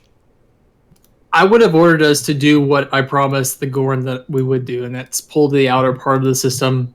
There's no need for us to stay in system. Okay. So, Zines, I'm going to say that most of this information is coming from you. Now, I can either type it up real quick and we can wait the 30 seconds to a minute, or I can just sort of paraphrase for you. You got me that time. You can just paraphrase for me, and then I'll roll with that. Righto. Alright, so what Zines has been able to find out is that the last communication that the Pulsar received was a communique to Starfleet over 2 weeks ago, and in it there was no indication that anything was wrong.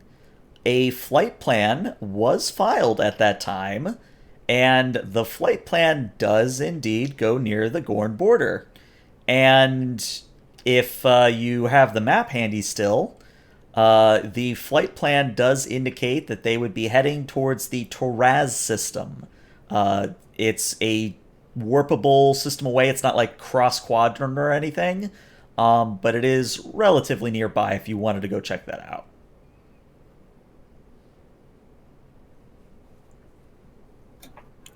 What? Number one, do we have any idea what their mission was?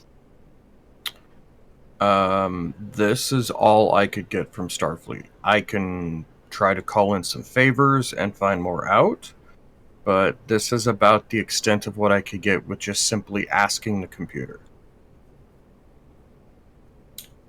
And sorry, out of character, I've kind of forgot this bit. The Gorn did say that their vessel was attacked and not destroyed in the system, correct? Correct.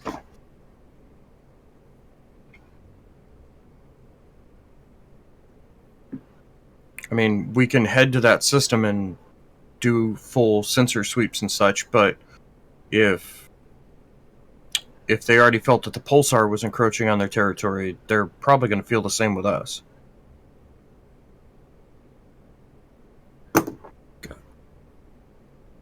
Toraz is in Federation territory, correct? That's where they were headed?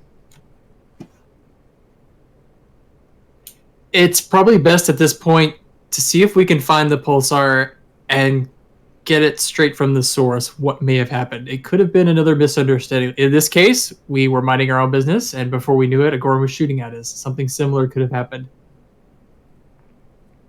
True, but I also don't like the fact that the Gorn have felt enough to encroach on our space to carry out this vengeance instead of seeking more diplomatic terms. I agree, number one. This is exactly how wars start, though. We should approach the situation with caution. Then should we ask Starfleet to send another ship to watch this border, or possibly Starbase 32, while we go and investigate their claims?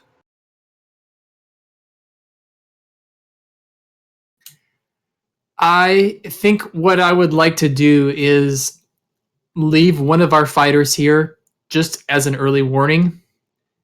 That's hard to say because I know they'll be on their own.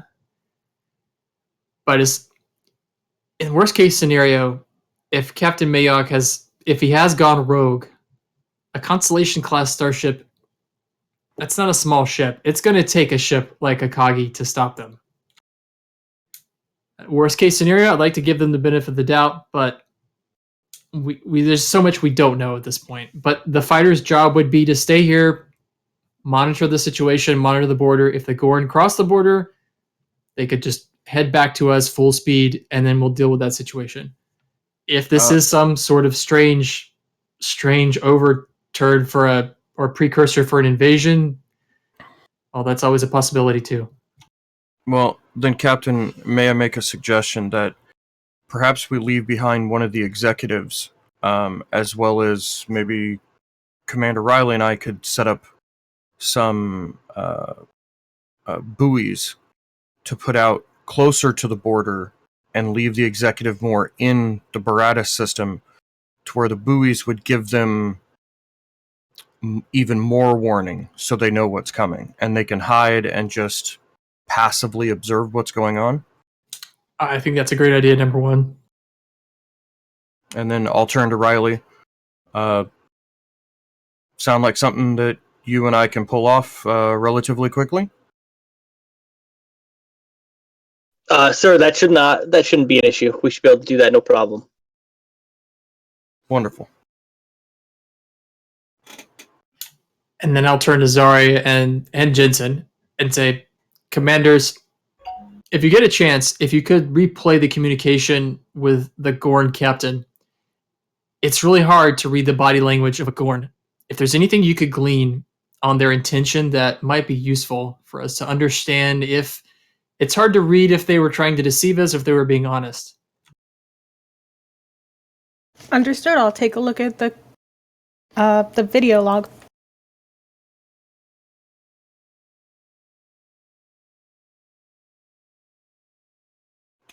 And I'll look at Raleigh. Raleigh, is there anything else you need to get this plan done? No, sir, this should be fairly simple. And I have teams assigned to start effecting repairs immediately. We should have no issues if we do run into combat. Although hopefully nothing happens. Very good, everybody. Let's get to it. And Zines will look to Miller. Captain, can I have a moment after everybody leaves? Absolutely, number one. I was thinking the same thing. All right. So unless anyone objects, we'll say Jensen, Zarya, and Riley, you all filter out. Captain, I believe we've known each other long enough that I think you know where I'm going to go with this, but there will be some of the crew that if Captain Mayok has gone rogue, which, as much as he's Vulcan, I don't really particularly hope he has gone rogue. But if he has, and we need to start firing,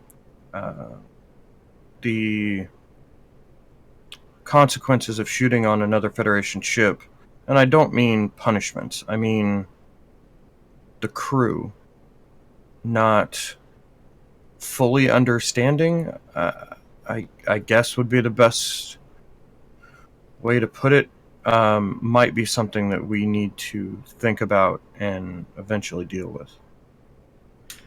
I agree, number one, which is why I want Akagi to be the one to intercept the Pulsar. Captain Mayok is a friend. I can't imagine a situation where he would have made this attack intentionally. But I'd like to hear his side of the story. If something has happened to him that has impaired his judgment in any way, I'd like to know about that. Which is why I'm not sending this up to Starfleet right away. I'd like to be the one to catch up to the Pulsar. But to speak more on what you were saying, if we do have to attack that vessel, if something has gone on, I can't even imagine what it would be. And this is a fully conscious order from Captain Mayok, and we have to stop that vessel through force. Then, well, I'm sure many on the crew will have problems, but the way we'll get through this is if you and I stand together on that bridge, and if we make that decision that that's what we have to do, then I don't have any doubts the crew will follow us. But if that happens, that will be the absolute worst case scenario. I fully intend to give Captain Mayok the full benefit of the doubt and let him explain anything on the situation that he may have. I absolutely do not intend to throw him to the wolves, or the Gorn in this case, without lots of evidence.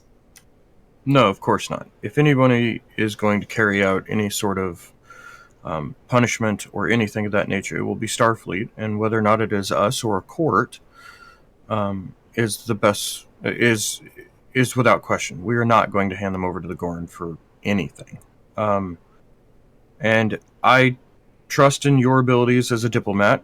and a negotiator as you trust in mine as the person to push the button. If it comes to that, I want you to know that I'm 100% behind whatever order you give. And we will stand firmly together on whatever decision needs to be made. The captain of a starship is a tremendous burden at times and can create lots of stress. I have no doubt of Captain Mayok's ability, but like I said, there is a slim possibility that something may have affected him. And if we do have to stop that ship through the use of force, we're going to have to be sure that we're ready.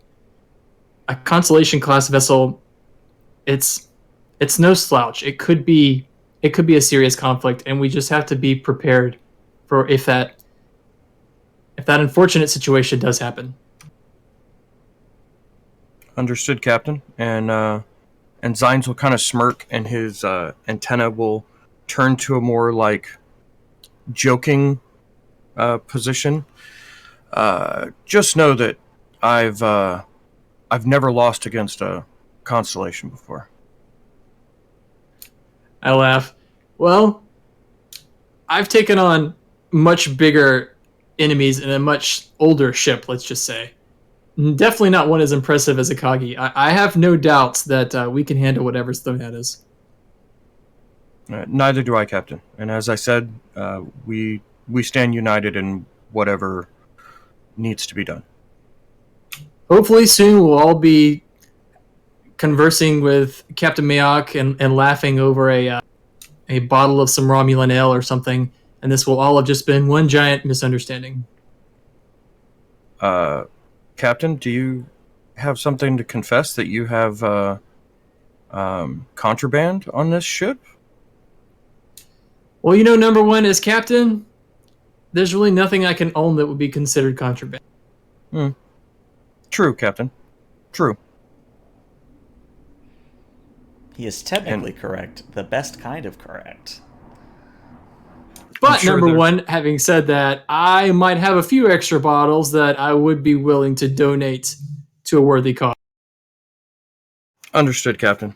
And I also have a few bottles of that Andorian ale that you are fond of that are not on the ship, but I have in my possession. And with that, Zine will just kind of smile and head out the door. Alrighty.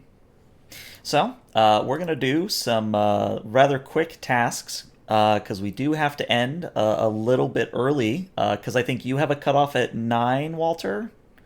Yeah, I've got a hard cutoff in about 15 minutes. Yeah, okay. So I want to at least get us set up for this, if not into it a little bit. So we are going to go very quickly to a theater of the mind. So Zarya, you're taking a look at the video. You're sort of analyzing what you're seeing. You're comparing it against what you know about the Gorn, things of that nature. As a ship's counselor, I believe you have a special role. I just don't remember what it is. Because I'm trying to find it myself here. As ship's counselor, I get, after succeeding at a task to determine the emotional state or intent of another living creature, the ship's counselor gains 1 bonus momentum, which may only be used on the obtain information momentum spend.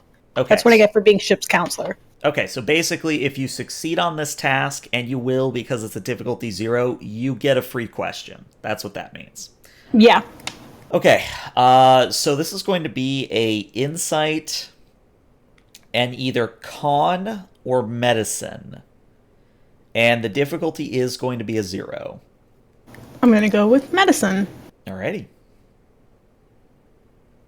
And would I necessarily have any applicable focuses for this one? Do you have psychology, xenopsychology, or... I have psychiatry. That would apply. I think psychiatry is technically the drug aspect, but it's close enough for our purposes. Well, I was going more for treatment of, rather than knowing about psychology in a general sense. Okay. Going more for a treatment side. Okay. Noted. All right. So yeah, you're gonna get 2 momentum, and not to worry, because we are gonna 2-part this episode. Whatever momentum you generate now will carry over. So yeah, what you learn looking at the video again is that yeah, this Gorn is, well, because I brought it up, this is actually a female Gorn, and you would know, based on what little you do know about the Gorn, that the females tend to be a bit bigger, a bit more in charge, as you will. But the reason it's important is because there's a sense of loss to her words. Like she's mourning something, and it's probably not a stretch of the imagination to imagine why that might be the case. But I can't tell you specifically unless you ask me a very specific question.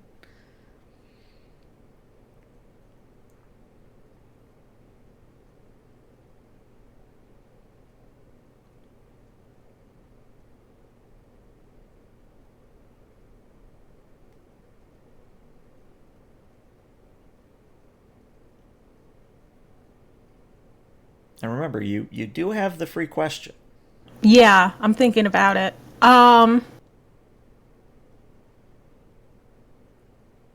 Does she seem like the original leader of this ship, like the original commander? Or does she seem a bit uncomfortable with the position that she's in? I'm going to say little column A, little column B, but I will say that she doesn't appear to be uncomfortable being in command. It's whatever this actual, relationship Event with, is. yeah, this event, it's something not related to their command that is affecting them. Right. Okay.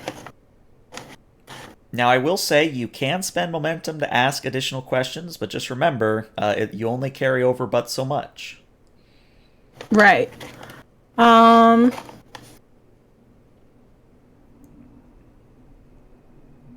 I think I'm going to leave it there, and I'm going to write up my sort of insights on the situation and what I got out of the recording for the captain.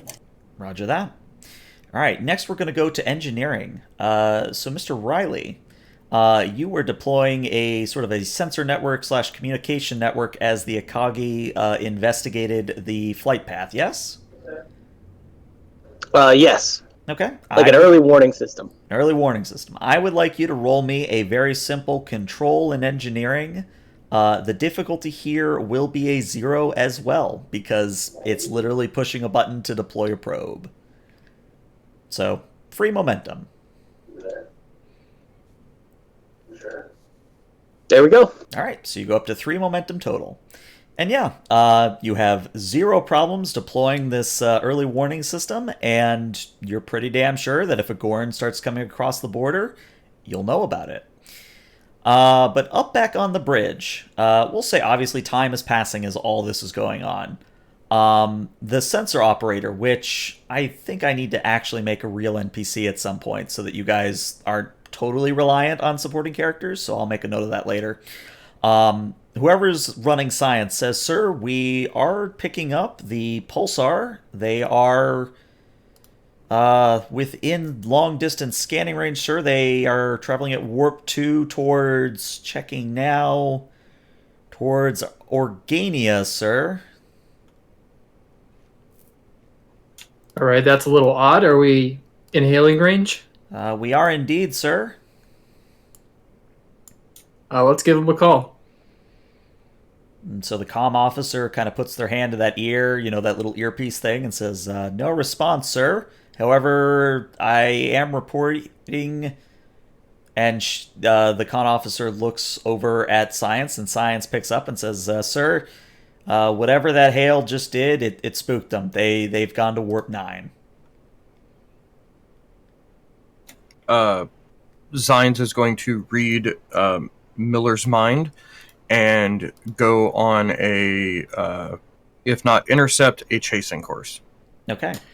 So that we're all on the same page here in terms of technical spec. You guys on the new warp scale can go up to 9.6, and constellations are also on the new warp scale. So you are basically 0.6 warp faster than the Pulsar. Do you want to get up close to it? Do you want to hang back? Basically, how far away do you want to be from the pulsar? I'll say it, but I'm pretty sure Zions knows what I'm gonna say. I was going to set it to chase unless the captain said to overtake them. I'd actually like to get I want to get close range. I want to get close enough to beam over. Put it like that. Wonderful. I will put us, let's say, just outside of their warp bubble, but I'm going to come up over the top of them. Okay. I'm sorry, underneath them. Okay. And I'm gonna walk around to my chair, and when I get to my chair, I hit the button and activate riddle. Okay. So just so you know, and I did check on this, technically shields are inoperable during warp unless I have misread. So if you do drop out of warp, your shields will come up automatically due to red alert, but in warp, no such thing. So as you go to red alert and you begin closing distance onto the pulsar, Zines, I need you to roll me a daring con, and the difficulty here will be a 4 for reasons that will become apparent. You have 3 momentum with which to play with at the moment. All right. You could have ended it with just 4 reasons. But okay. Daring and con. I am good with both of those. Can the Akagi assist? Yes, the Akagi will assist within engines and security. I got it up now, so I'll roll that. Okay, and then we only have 2 momentum, so I'll spend 1. Well, you have 3. Oh. I forgot to grab one. Oh, it's all good. Do we want to dump everything? Because I'm rolling a 14 with a focus. We can get it back. What's that? We can get this back. We can get the momentum back if we need it. So I think we use it while we have it. Okay, I'll dump. I'm sorry, go ahead. No, I was gonna say, since I'm on the bridge, can I assist Zines with this? I'm gonna say no because this is literally Zines reacting to something. Okay. Then I will spend all 3 momentum. Because I would really like to think that Zines is just, well, he's Andorian, so cold as ice when it comes to things like this. Mm-hmm. And if you have something about composure, or if you have ship helm operations, all would apply. I do. Here. I have Starship helm operations. Yep, that would apply. So we're going. Let me get rid of this because I don't know what I pushed. No, get out. Go away. Why?